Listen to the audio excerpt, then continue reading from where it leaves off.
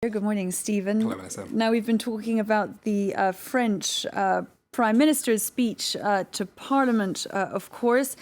Manuel Valls is expected to give a sense of where he intends to go and, most importantly, where he intends to make cuts. Yes, of course, this 50 billion euros, the biggest challenge really facing Manuel Valls in his new job as Prime Minister. Those cuts have to be made to French public spending by 2017. Now, we won't get full details of exactly where the axe will fall for another 2 weeks.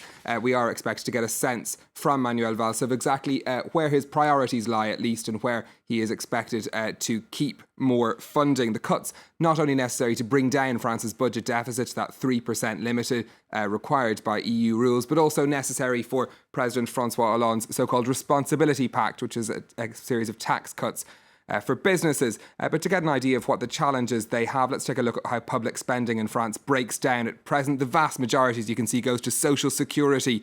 That's expected to see cuts of around 20 billion euros, according to those ministry sources which have been talking about where the cuts might be made. The public sector, the cost of state agencies and ministries also going to be cut. But much of the efforts will go to try to reduce state agencies that overlap and shut down those that aren't providing the required efficiency. Yuka Roya has been looking at one example.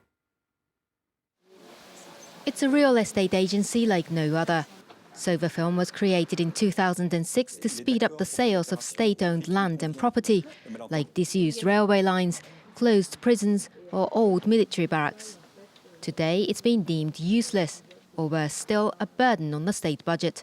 France's Court of Auditors says the company has not paid a penny to the state since 2009.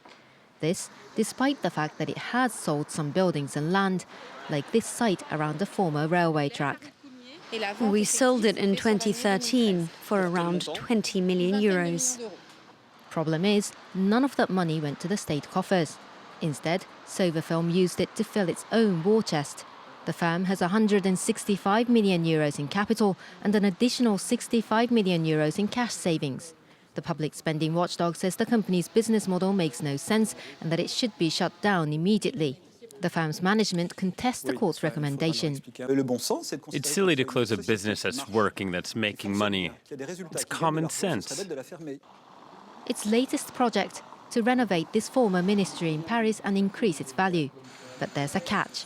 The future tenant is the French government. Sovafilm plans to spend 200 million euros for renovating the site and expects to get 1 billion euros in rent over 30 years from the state. A plan that will certainly not go down well with taxpayers. Now moving on to the markets. And the technology sector has seen some of the biggest moves in recent days. That's prompting fears that a bubble in the tech sector might be about to burst. Let's take a look at some of those really well-known companies in that sector listed on Wall Street: Facebook, Twitter and Netflix. Huge falls on their share price just in the past week. This over fears that their shares may be about to burst, I suppose, come down much further. The tech-heavy Nasdaq has seen some of the biggest losses in recent days. It closed down over 1.1% on Monday. Those shares look to have stabilised for now, but certainly a dent to the confidence that we've seen in that sector in recent weeks. We'll just take a quick look at what's happening in Asia on the markets today as well. Technology stocks hadn't been faring too well in the early trade. In the Nikkei, as you can see, down over 1% this after the Bank of Japan said that it would continue with its stimulus programme because the world's third largest economy is continuing to recover moderately, it says.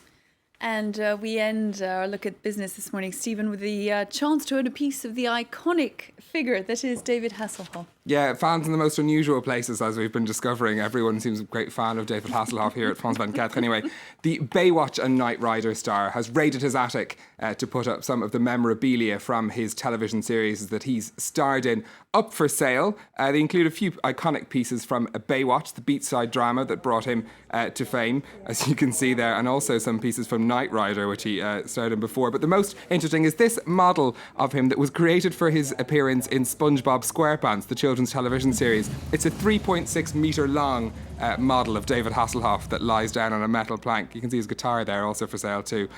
For the actor himself, though, he said that it was an opportunity to do a bit of a spring clean. Fairly lucrative. But we decided to get together with Julian's because I have so much stuff.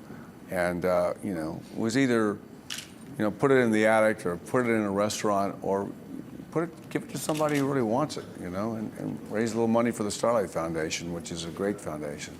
Don't know about you, but I think I'll find that model a bit scary if I had it in my house afterwards. Yeah, we'll have to see how well he does out of his garage sale. Thank you very much indeed, Stephen Carroll. A look there at the business headlines.